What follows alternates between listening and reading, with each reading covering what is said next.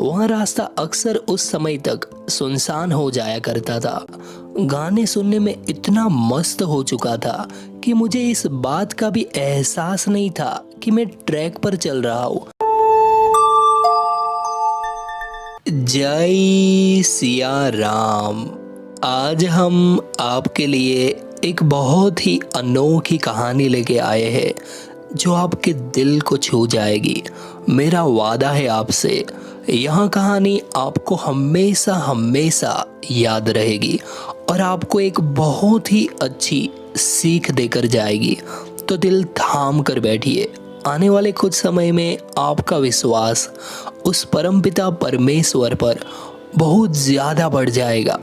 यदि आपके पास कोई ऐसी कहानी हो तो आप हमें इंस्टाग्राम के माध्यम से भेज सकते हैं।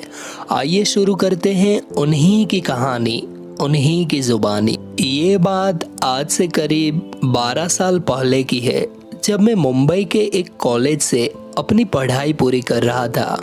बचपन से ही मेरी श्रद्धा श्री हनुमान जी के प्रति थी, पर उस समय मेरी भक्ति पूरे उफान पर थी। मैं अपने कॉलेज के पास ही कमरा लेकर किराए पर रहा करता था, शायद इसलिए क्योंकि मुझे वहाँ हॉस्टल का माहौल ज़्यादा पसंद नहीं आया था। पर क्योंकि अब मैं पहली बार अपने घर से दूर मुंबई में अपनी पढ़ाई के लिए रह रहा था, तो यकीनन मुझे अकेलापन महसूस होता था और उस अकेलेपन को दूर करने के लिए मैं रोज शाम को श्री हनुमान जी के मंदिर भगवान के दर्शन करने पैदल ही जाया करता था। वहां जाकर मेरा मन बहुत लगता था, समय कैसे बीत जाया करता था पता ही नहीं चलता था। इस कारण कई बार मुझे लौटने में काफी देर हो जाया करती थी, या कहूँ कि रात भी हो जाया करती थी। यूं तो मेरा कमरा मंदिर से 1.5-2 किलोमीटर ही दूर था, पर एक शॉर्टकट था जो रेलवे लाइन के किनारे किनारे जाता था और करीब 200 मीटर तक रेलवे ट्रैक पर भी चलना पड़ता था। मुझे याद है कि सर्दियों के दिन थे, दिन जल्दी ढल जाया करता था और मंदिर के शयन आरती के बाद निकलते हुए 8:30 या 9 बज जाया करते थे। एक दिन मैं शयन आरती के बाद मंदिर से बाहर निकला और क्योंकि मैं अक्सर ही समय बचाने के लिए शॉर्टकट ले लिया करता था, तो उस दिन भी मैंने शॉर्टकट लेने का फैसला किया। उस वक्त मैंने नया MP3 प्लेयर वाला मोबाइल फ़ोन लिया था, जो कि उस समय में मोबाइल फ़ोन में नया फीचर माना जाता था, जिसके कारण मुझे फ़ोन पर गाने सुनने का चस्का सा लग गया था। इसी कारण मैं अक्सर ईयरफोन जेब में लेकर ही चलता था और जब मौका मिलता गाने सुनने लगता था। मंदिर से लौटते वक्त भी मैंने अपनी जेब से ईयरफोन निकाला और मोबाइल से कनेक्ट करके तेज आवाज में गाने सुनने लगा। वहाँ रास्ता अक्सर उस समय तक सुनसान हो जाया करता था और मैं उस रास्ते पर अपने गानों की धुन में मस्त चला जा रहा था। और क्योंकि उस रास्ते पर कुछ दूरी तक ट्रैक पर भी चलना पड़ता था, तो मैं उस ट्रैक पर चलने लगा। गाने सुनने में इतना मस्त हो चुका था कि मुझे इस बात का भी एहसास नहीं था कि मैं ट्रैक पर चल रहा हूँ।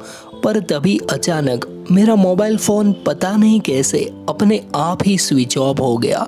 मुझे समझ नहीं आया कि ऐसा क्यों हुआ, क्योंकि मोबाइल की बैटरी भी लगभग आधी से ज़्यादा थी और क्योंकि मोबाइल भी नया था तो उसमें कोई दिक्कत भी नहीं थी। मैं अभी इस बारे में सोच ही रहा था कि तभी मुझे पीछे से आती तेज रफ्तार ट्रेन का हॉर्न सुनाई दिया।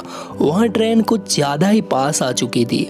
मैं फौरन उस ट्रैक पर से बाहर झाड़ियों में कूद गया।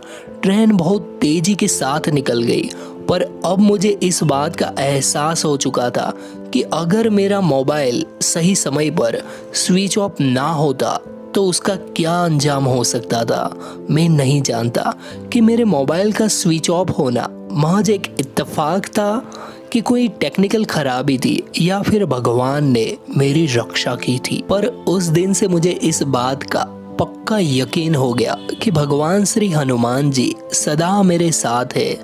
देखा आपने, यही तो है हनुमान जी। जो कोई भी भक्त उनकी शरण में जाता है वह हमेशा उस परमपिता परमेश्वर की नज़र में रहता है।